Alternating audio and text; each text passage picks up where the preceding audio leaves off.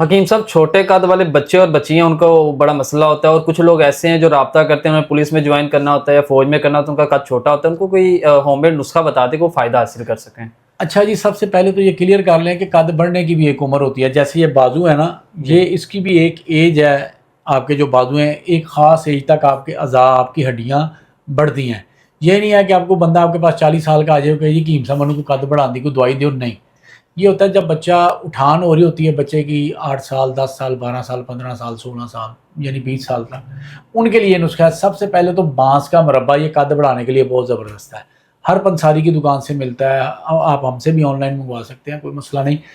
تو یہ بانس کا مربع 10 سے 20 30 گرام جتنا ایزی کھائیں، نہار منہ کھائیں. اور اس کے بعد ایک چمچ آپ نے زیتون کا تیل جو ایکسٹرا ورجن ہے وہ بچے کو وہ بھی دودھ میں ڈال کے رات کو پلایا کریں.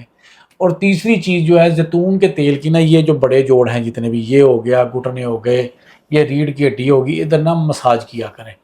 انشاءاللہ آپ کو مہینے 20 دن میں فرق پڑنا شروع ہوئے گا. آپ کو خود فیل ہوگا آپ کے بچوں کا قد گروتھ اس کی بڑھ رہی ہے. یہ عمل آپ 3 4 6 مہینے کریں، کوئی مسئلہ نہیں، کوئی اس کا سائیڈ افیکٹ نہیں، کوئی نقصان نہیں ہے. اور اس دوران بچے کی خوراک اچھی رکھیں اور مطلب اس کا کھانا پینا درست رکھیں، واک کرائیں، ورزش کرائیں، انشاءاللہ اللہ بہتر کرے گا. انشاءاللہ.